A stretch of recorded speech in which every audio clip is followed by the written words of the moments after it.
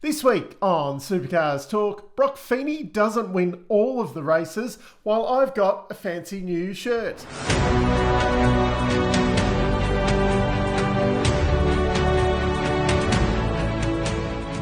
The big news this week is that I've got a fancy new shirt. This wasn't actually given. I have purchased this with my own money. Well, massive shout out to the channel partners, especially pit lane partners there, that has afforded me the chance to go out and buy some merch for myself.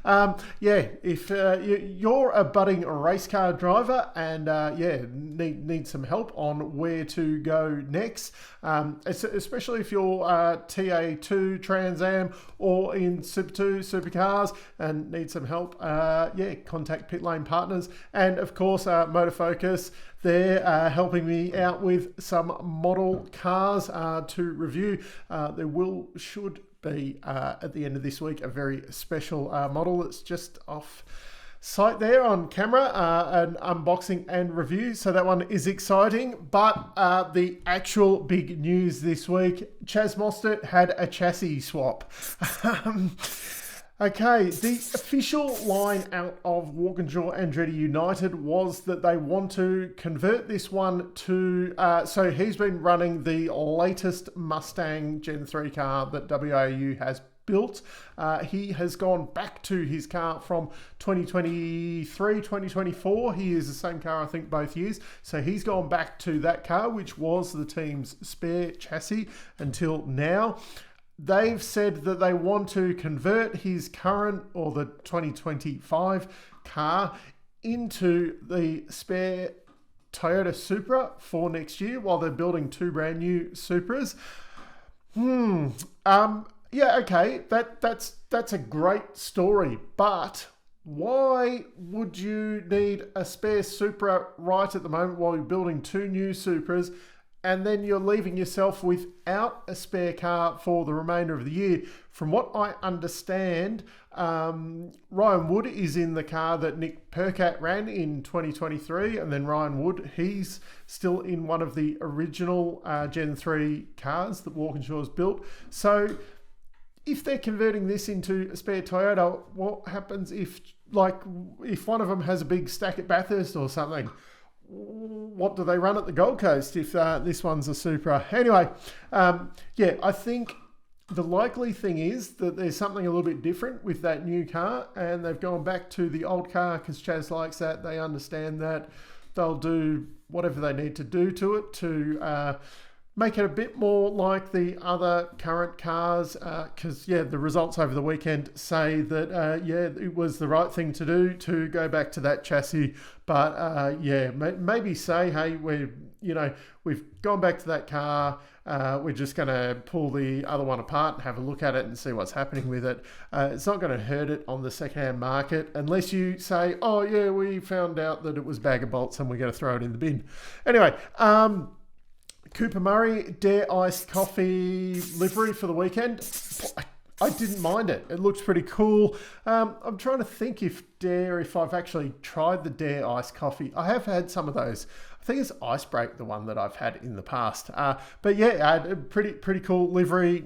Went pretty good. Aaron Seaton looks like he will be co-driving with Cam Crick at the endurance races. A bit of a left field one that on the bingo merry-go-round. I was expecting a current Super 2 driver, not someone who gave it up back in, I think 2023 was his last season in the category.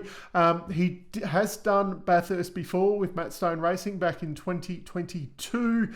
Wasn't a super successful campaign, but he has got a little bit of experience, and it will be great to see the Seaton name back in the category once again. The big story over the weekend was that Will Brown had a spin at the end of practice one and tagged the wall. Massive story that over the weekend. One big question going into the weekend was that, this was going to be a circuit that lended itself to the finals race, and that if someone was very successful this weekend, would put them in good stead for the finals. Obviously, we got the finals will be Surface, Sandown, and Adelaide, which are 2 street circuits, and then Sandown is very kind of stop-start and very bumpy, so it is a bit like a street circuit as well. So yeah, going off that, it's going to be Brock Feeney all the way. Super 2 racing over the weekend, just Tickford absolute domination. I'm going to try and catch up with my Super 2 friends over the next week or so, and yeah, we'll get their thoughts over the weekend off that. Too bad I don't get to talk to any of the Tickford boys this year because they are doing exceptionally well. Now, for the racing over the weekend, once again, a massive shout out to Ian Fairley for the photos I'm running in the background. He was on the ground in Darwin and now Townsville. Unfortunately, I don't think he's going to make it to any other rounds this year, but yeah, enjoy the photos in the background there. Some great shots over the weekend, and I've got some Super 2 shots coming up for the next couple of weeks. I'll try and get them in somewhere as well. Some thoughts of mine over the weekend before we get into the rundown of all the teams. Imagine if this was your first podium position ever and you got one of those belt buckles as a trophy. I mean, it's pretty cool that you're getting these kind of different trophies. Like you get the didgeridoos up in Darwin, you get the surfboards at Surface. I think one year you were getting a snowboard at Winton, which then ended up getting that at Sydney Motorsport Park, I think it was, in one of those the Spicy Cough years, because that was supposed to be the Winton trophies. Anyway, yeah, pretty cool that you're getting these kind of, but imagine if that was your first trophy or the only time you got yourself on the podium, and that's kind of what you walk away with and you put up on the mantelpiece to, hey, that was when I got on the... Anyway, once again, under safety car, we go puttering around for lap after lap while everybody gets to pit whenever they feel like it. It's boring watching it, and to me, it's not safe. You got everyone, trying to maximize this 80k thing while you've got crew trying to get out there and collect a car and all that. Anyway, I'll complain about this every time it happens until the end of time. Wait until we get to Bathurst and we've got to go around for like 3, 4, 5 laps again, and while everyone decides to pit, and it's a 2-minute and 5 kind of lap instead of a 1 minute and 11 if you're Anton De Pasquale reading your dash. Yeah, that was actually quite a funny moment there. I saw someone, people are complaining about it once again. Oh no, the timing stuffed up. The TV didn't have, the commentators didn't have timing screens, or we didn't have it on TV for a little bit. The timing was obviously working because the drivers were getting their times up on the screens. The officials knew what the times were. There was a disconnect between the officials and the TV. So, yeah, whatever. It was funny though, obviously Crompton and Scaife asking the drivers what times they did in the top 10 shootout, and Anton pops out with, I did a 1 minute 11, which I think they're running high 12s at that point, was a good time. And yeah, that was just quite funny. And yeah, I wish he hadn't said, no, I'm only joking. That would have been quite good if it, Scaife would have been blown his mind. Speaking of Scaife's mind being blown, Matt Payne took on 50 litres of fuel in a pit stop because the car was stopped for a certain amount of time, and in theory, in that amount of time, you could put 50 litres into the car. Think about it, Mark. How big are the fuel churns? 25 litres. Did you watch them pour one fuel churn in and then go and get a second one? And well, you can't because they only have one per car. Yeah, sometimes think before you speak. They were also spouting off, I think they were saying Will Brown had put in 30 litres, but the fuel churn only has 25 litres in it, so how do you do that? If they don't couple up right and you have a bit of a longer stop, doesn't mean, like previously, say they were putting in 8 litres or whatever at a time, if you're in there, something went wrong or whatever, wheel nut jams or whatever, and you stop for 45 seconds, that doesn't mean you've put in 45 seconds of fuel. You can only physically put in the amount of fuel that you can put in. I thought that was because he kept going on about this 50 litres, and I'm sat there going, don't think the fuel churns are that big. That would have been a good point for Crompton to come in and correct him. Now, on to the teams. Of course, kicking it off, we have Blanchard Racing. There's no wildcards this weekend, so you guys are last. James Courtney in the top 10 shootout on Saturday and well into it. Third in normal qualifying and then fifth in the shootout. He was running in fifth position until his engine said, nope, not having this anymore, and she went bang.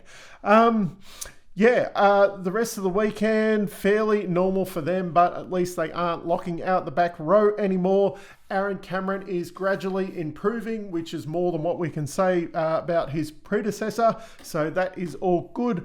Moment of the weekend, though, Courtney once again into the side of Cameron in Friday's race, pushing him off the track. That's like 3 weekends in a row now. This is ridiculous. Stop crashing into each other. Brad Jones Racing B team. When the Blanchards locked out the back row in Taupo, it was time to make sweeping changes. These guys locked out the back row on Friday. Let's look at the positives for the weekend, though. Jackson did get to start all 3 races, even though he only got to finish one of them.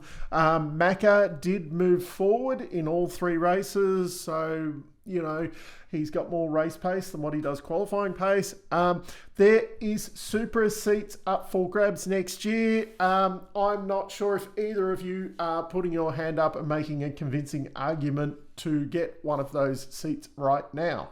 Erebus. Okay, they're starting to feel like the 2022 Erebus again.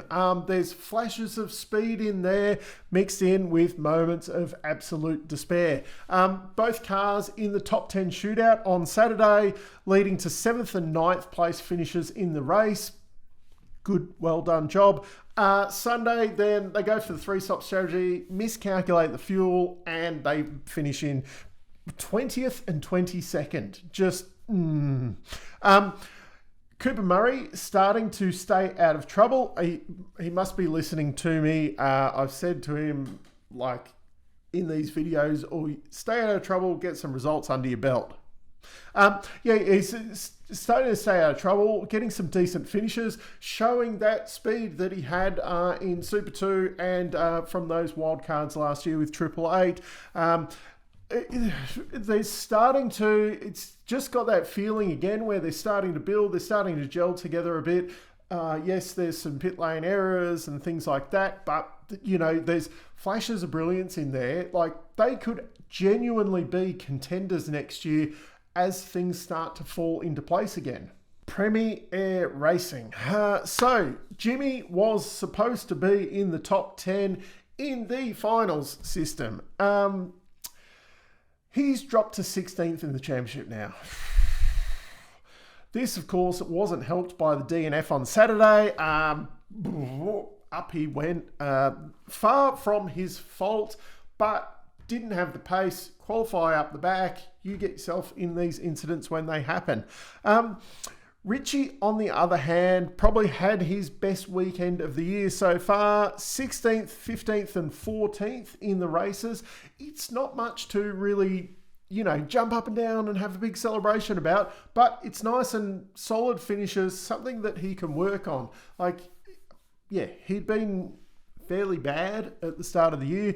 It's starting to, get a bit of consistency, stay out of trouble, just moving forward. In a couple of weeks, I'll have a silly season video over the bit of the break we've got now between, or might do it after the Queensland Raceway, but I'll look at the silly season. But if he continues this kind of stuff, then we, instead of it being that promise that he's always shown, maybe he will actually, fulfill that destiny and, get a 2nd-year contract at a team. Matt Stone Racing. Great time to buy a shirt. Anyway, well, they've dropped to 8th in the team's championship. Nick, what happened over the weekend? Hardly even saw him on the telecast. On the other hand, Cameron Hill, nothing spectacular this weekend, but he was really running in that top half of the mid-pack all weekend. Sunday, he was in the top 10 and then got the bolt into the braking system. If you've seen photos of that, wow. That brake failure, and that kind of was the end of his day there. Saturday, he was in 10th position when Jaime dove down the inside, really dive bombed him and spun him out of that. So both of those would have been decent results. He's dropped to 11th in the championship now, which probably, had those things not happened, he probably would have still been in the 10. There is still hope. Percat is still 13th in the championship. They're in that fight to get into the top 10. They're going to have a solid QR and no mistakes over the Enduros, though, to get themselves. Both of them could well be in the top 10. Right now, though, I think if they can get one into the top 10 for the playoffs, that will be a good outcome for the year if they can get one in. Team 18. Anton has been my surprise packet this year. I figured him going off to the retirement home after, he'd grab it gradually. He was promising youngster at Erebus. His stocks were high. He went to DJR to take over from Scott McLaughlin and go winning championship after championship after championship. And down we went. And you go to Charlie's to plan your retirement. You kind of 2-year contract and out you go. You get booted out the door unceremoniously. Just ask a few of the other guys. I was wrong on that one. I'm happy to admit that I was wrong on that. It's great to see him. He's 7th in the championship now. He's just been, chipping away.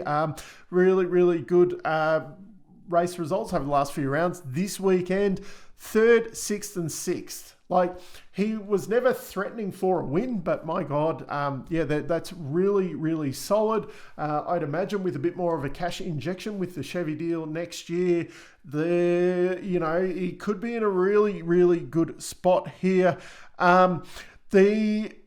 He did have that fast start on Sunday and he was running second right at the start. That had a bit of a feeling, though, that they maybe started with higher pressures than the others and then he would fall back. It just didn't have that feeling that it was a genuine, hey, he's going to challenge for the win here. It was always kind of, a podium at the best. But yeah, he's actually looking really, really good. Reynolds won the top 10 shootout on Saturday and Charlie looked really happy with him. That's the positives. He was genuinely sick over the weekend and obviously there was some pace there, but is it too little too late? The Brad Jones Racing A-Team. So I remember a time way back when Jaime was the undisputed number 1 of this team. He's now dropped to 9th in the championship. I'm fearful that he might find himself out of the top 10 at Queensland Raceway, the way they've kind of been going. A little slip up in the Enduros and he could be out of the finals. Brycey Ford, on the other hand, he's really turned his year around. 5th, 11th and 9th over the weekend. Really solid results considering he is the number 2 in that team. He's really, he's putting his hand up saying, I want to be in a Supra next year. Please re-sign me. He's jumped to 14th in the championship now. He's probably still just in kind of contention. He's probably, I think, the last one that's kind of in contention to get themselves into the top 10. Dick Johnson Racing. What a start to the weekend. really, even Saturday and Sunday weren't that bad overall, especially when you consider they said they'd gone down the wrong path setup-wise. They were trying a totally new philosophy this weekend, thinking, this is the direction that they should be going in with the new 2025 tyre sets. If that's true, it won't take much tweaking for them to, that Friday form and, carry that in for every race. Considering what the tracks are like finishing off the season, Kostecki's well within that top 10. I think we're going to see him fighting for the championship at Adelaide. And I also think that they're definitely, maybe not at the bend, but they're definitely going to be a threat for Bathurst once he pairs up with Todd Hazelwood again. And now he has got that monkey off his back. He's had his first DJR win. The pressure's kind of off now. He's had that win. It's not building. I think he's only going to go from strength to strength here. Probably too late for Davison to get into the top 10 of the championship, but at least he showed speed all weekend. You have to wonder where he would have finished on Saturday if Brown hadn't slammed into him, causing that cut tyre. Like, he was probably pretty lucky to get back to the pits. Wasn't helped by, Jaime giving him a spin around as he was trying to get into the pit lane. And then on Sunday, of course, he was also very, very lucky that wheel didn't fall off. He basically did the whole lap with no nut on that wheel. How that stayed on, I have no idea. That could have done so much more damage. So overall, it could have been so much better, but it also could have been so much worse if, things hadn't quite been as, I'm going to say, lucky in those situations as what they were. Walkinshaw and Andretti United. 17th to 2nd. 17th to 2nd. Let me repeat that. 17th to 2nd. The car speed, absolutely undoubtable. They just need to put the whole weekend together. Chaz, he's safe in the 10, so it doesn't matter too much. Woody has now got himself in the 10. He should remain there, but they're making it seem so much harder than what it needs to be. Tickford Racing. Both of them are looking good to remain in the top 10, but what happened on Saturday? Pulling stunts like that will get you dropped out of the finals before you get to Adelaide. Okay, it wasn't really either of their faults being in that crash on lap 1 on Saturday, but if you qualify right at the back, you get yourself involved in these incidents. Even if you're in the top 4 going into Adelaide, if you do something like this on the Friday and qualify right at the back and get taken out, that probably puts you out of championship contention, because guys like Feeney are not even finishing off the podium at the moment. So, just stop getting yourself in that danger zone, and a lot like WAU, it would make it a lot more simpler. Grove Racing, they are 2nd in the team's championship now. Payne was briefly 2nd in the Drivers' Championship on Friday night. Even though he was fastest normal qualifying on Saturday and Sunday, both times then finishing 2nd in the top 10 shootout, he didn't really look like a true threat to the Triple Eight boys on either of those days. Just once again, though, really solid results. 4th, 3rd and 5th. Yeah, he is best of the rest now. He's doing a really good job. I fully expected when he came in, he'd just tear up equipment and do destruction but he's really, really doing a good job of, if the car is a 4th place car, he's finishing at 4th. Like, really, really good job. And Kai Allen, he's just been chipping away. Once again, he improved over the weekend. He's now up to 12th in the championship, and he's a genuine threat to get himself into the finals as well. And finally, we have Triple Eight. On Friday, they looked lost. Now, I saw a great conspiracy theory that they were sandbagging on these lower points races. Like the weighting of the points over the weekend, Friday was a lot less than Saturday and Sunday. And the theory was that they'd sandbag in those races so that then you could turn around and go, oh, well, look, the Mustang won that Friday race, even though we went out and dominated, Saturday, Sunday. Now, great theory. I love it. I love these tinfoil hat things and, all these conspiracies and whatever. But right now, they're genuinely trying to say that the Mustang has issues so they can re-homologate it for next year and have an unfair advantage once again.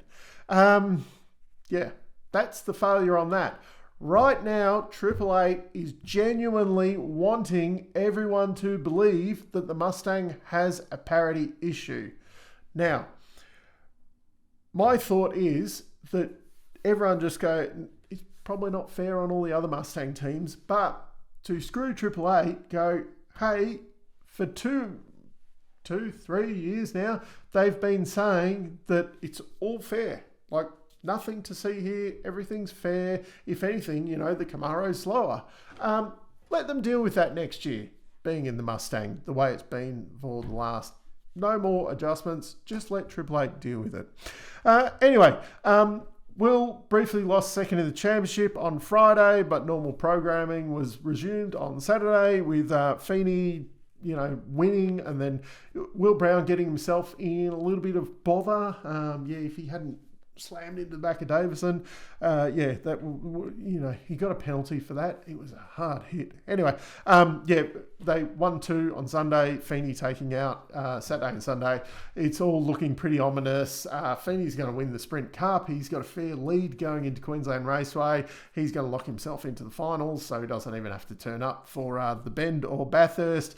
Yeah, it's. I think both of them are going to be in the fight going into Adelaide. They're going to have the problem of having both cars in the fight. Now, the answer to my questions from the start of the weekend. Who will stop the Feeney domination? Well, Brodie did for a minute, and then Feeney went, hold my beer, I've just got to go and win the other races. No one really stopped it.